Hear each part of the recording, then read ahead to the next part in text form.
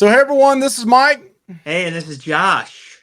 And we are Real Dead. And this week is Friday the 13th, right? And Yep. In preparation for our live Friday night that you need to check, if you can't join us live, at least watch the replay on it. We will do a tier list of Josh, Gregory, and my favorite Friday 13th movies from 12th to 1st.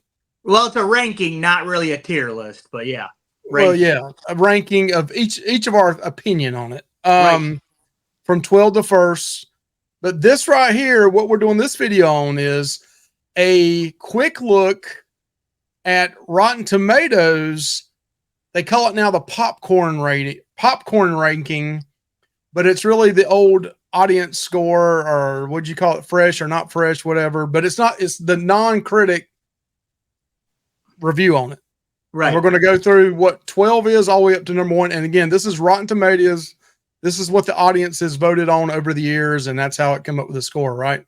Yep. But these scores can fluctuate though as well. That's right. We're doing this in 2024, and some of these are only 1 or 2 points off from each other, so it could definitely change.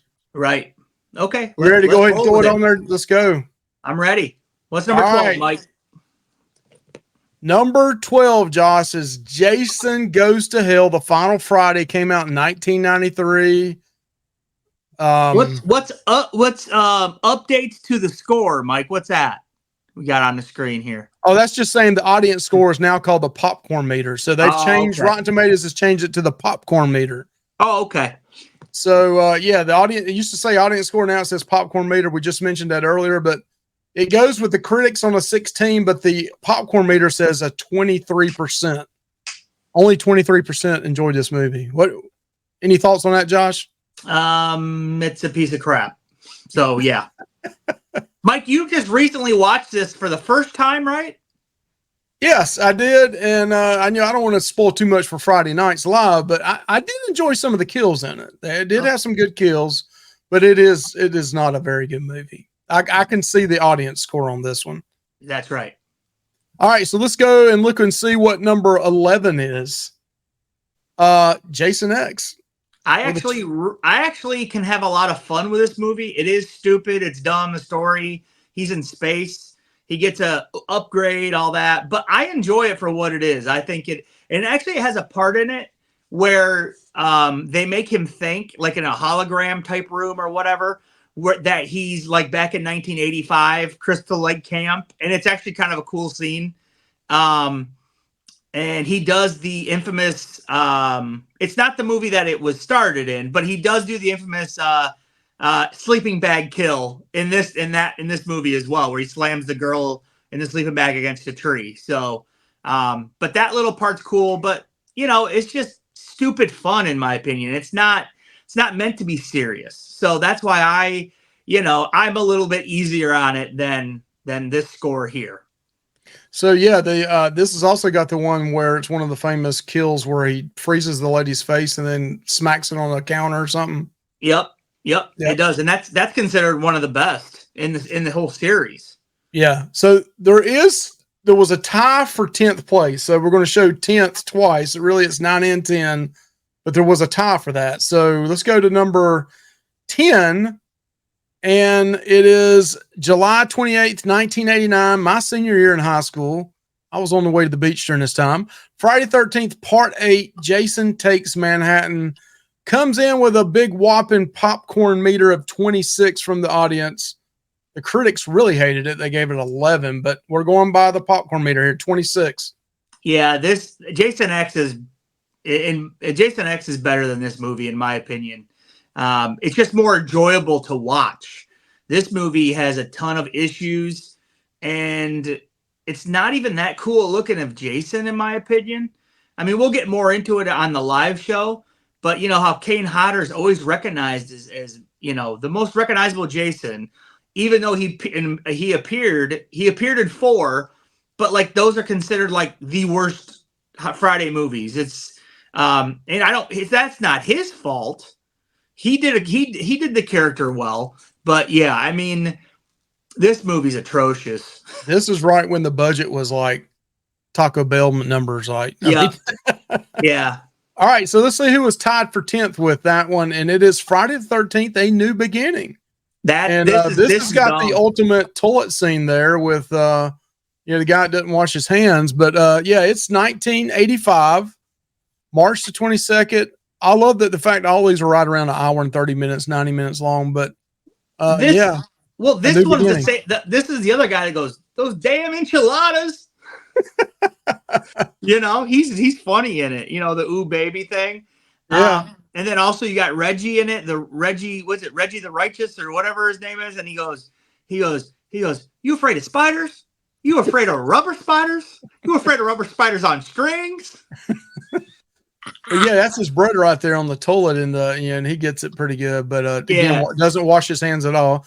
But we'll talk more about that on Friday night. But that come in tied for 10th. So see, this to me, this is just way off base. Like, this is an actual enjoyable movie, in my opinion.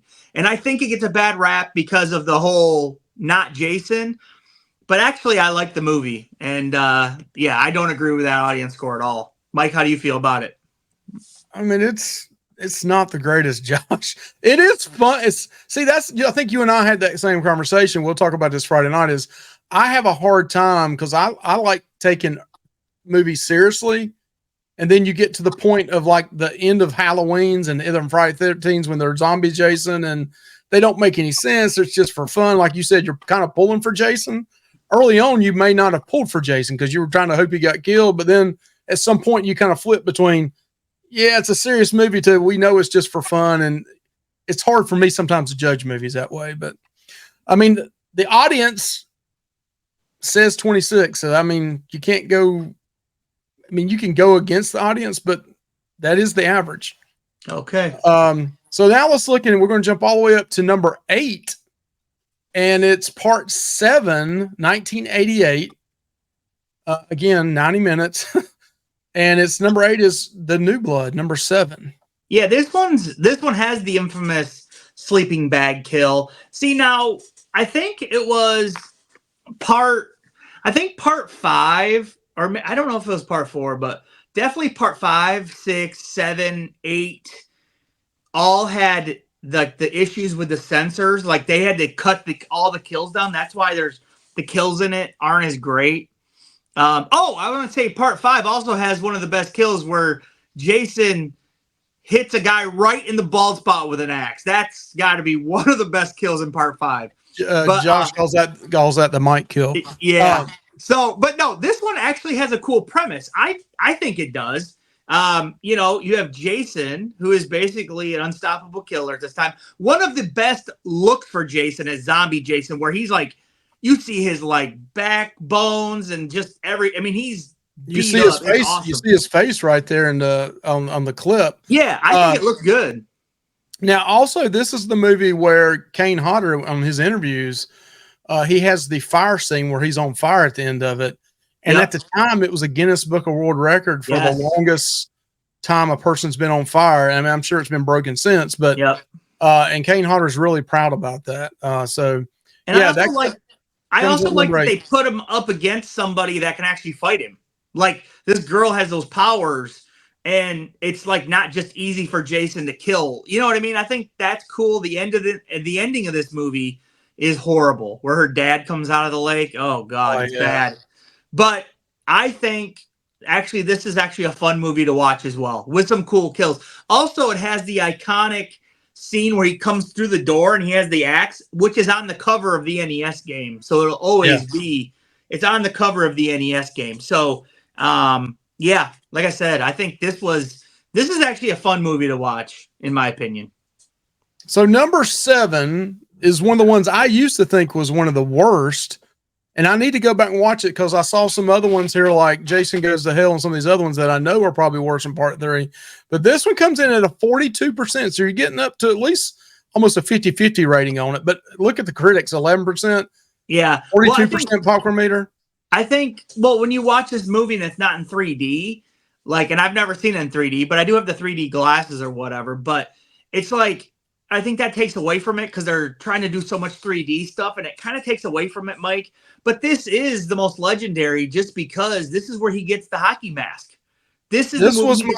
I've said this before. This was the first horror movie that I can remember my mother taking me to see. So I was 11 years old, saw this in a drive-in theater, and that whole that whole spear scene, where the girl's in the water and gets it in the eye, in the face. Yeah. Yep. I remember good memories from this movie, seeing it in a drive-in theater in 3D. Right. And this is the one I think I watched the most growing up because it was always on like AMC's Monster Fest and stuff. This one and number 2 were always on growing up. So these are the 2 movies that I have the most fond memories of just because I grew up watching them. This movie does have some absolutely ridiculous stuff in it, like the whole thing where they said that she got attacked in the woods or whatever no, that's dumb. But it is, and also his performance of Jason is just funny where he's real lackadaisical, or he's just like going like, like after he shoots that girl with a harpoon gun, he like just puts the gun down and just kind of is like, no, let me turn around and walk around. Listen. All right. So number 6, and I know this is going to break Josh's heart, is the remake 2009 Friday the 13th. I love this movie. I was kind of shocked it was that low from the audience at 47. So still not even 50%, but right. But none of these are that high though, Mike, are they? Not really. There's one that's high, but and it's not really, it's not high compared to some movies. That's right. But it's the only one. But 47%, 25 critics, but again, Popcornmeter audience says a 47. I enjoy this movie. Oh man, it's a hell of a remake. I mean, it's one of those remakes where you're not like it's not like the Nightmare on Elm Street remake where it's trash. Like this is actually good, and they try to give you explanations why Jason can do certain things, and I like that about the movie. I actually I saw this in the theater. This would well, if you don't count Freddy vs. Jason because that's like a shared movie. This is the first Friday the 13th movie I ever got to see in the theater. And I remember me and my buddy went and seen it, and we were like, whoa, this movie is awesome. Like, we loved it. We loved the kills. And right at the beginning, it hits you in the mouth because it just kills like 4 or 5 people like right away. I loved it. I thought it was great. All right. So this really kind of shocked me, but number 5 on the list is number 2. It's got Jenny there. I think just recently met her, but it got a 48%. So it's almost at 50%. I think she's the best final girl out of all the whole series, Mike. She really is. I think she's up. She's probably, yeah. I think she's the best, honestly. I mean, she does do a couple stupid things, but for the most part, she's one of the few that actually has survived, though. That's right. Right. She's still alive in canon. I mean, they could always bring her back for something. Honestly, they could. And you took pictures with the actor. She doesn't look bad for her age. I mean, no, Amy Stills. I mean, she could do a movie. I could tell you that. Right. Yeah, I'm a little shocked by this audience score because I consider this to be, one of the better ones. I mean, it is number 5. That surprises me that it's only number 5. Well, the butcher cleaver machete, the machete in the head with the guy in the wheelchair is to me a classic scene. Him going down the steps. Oh, that's remember there was a real guy on that wheelchair who went down there all those stairs, dude. No way. That is one of the best kills in the series, in my opinion. So now we're at 50% popcorn meter from the audience. 50% like this, but it's Freddy versus Jason, 2003. Yeah, I mean, things start getting some of the fight scenes here are epic. Oh man, that last fight scene with Freddy and Jason, I love it, dude. I think it's great. And then when Freddy comes out of that lake as the demon Freddy, that is one of the coolest looking Freddys of all time, in my opinion. We need a NECA figure of that Freddy. But yeah, I mean, the Jason in this, not really great, in my opinion. He's just kind of like a big Frankenstein. He's not one of my favorite portrayals of Jason, to be honest. But of course, Robert Englund's awesome. Yeah. I don't know. Before everybody gets theater, some people will get butt hurt saying you can't count that as part of. So that was our rules. We set it up front. We didn't say it up front here, but we did include this because I had Jason in the movies. Right. I include it. And if I'm not mistaken, Cunningham is the one that directed this, right?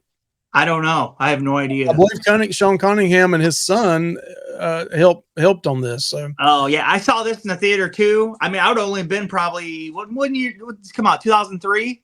Yep.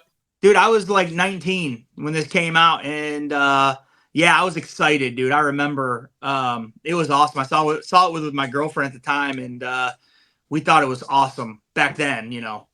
So top three, the final three, according to the audience. Number 3 at 51% is Friday the 13th, the final chapter. This is a really good one in my opinion. I like the portrayal of Jason is probably the best. I think Ted White is probably the best Jason in my opinion, and I really wish I had his autograph, and I've been wanting to pull the trigger on it on eBay on a Funko because he's passed away now. But I think he's probably the best Jason. CJ Graham also did a really good job in number 6, but yeah, I like this one, especially because you got Corey Feldman. Some of the characters are really flushed out. You got Crispin Glover, who's a pretty memorable character. You got the twins? Yeah, you Doublemint twins. Like I said, I mean, unlike like the first movie and then some of the other later ones, like number 8 and some of those, like these cast members stick out to you. Like some of like the kill fodder. That's what I like about some of these movies is that some of the people that are just going to get killed off, at least they make them somewhat memorable, in my opinion. So, yep. All right, number 2 is part 6. Jason Lives with 53. Now, this is one of the few. It's 53 and 53. So even the critics kind of. I mean, this was part 6 in the series. That a 53 from critics on a horror movie back in the day with like 8 movies in 10 years, whatever it was. That's not a bad critic score, and the audience was above 50% on it. So not bad. Part 6. Jason Lives. Is this the one that had the soundtrack? The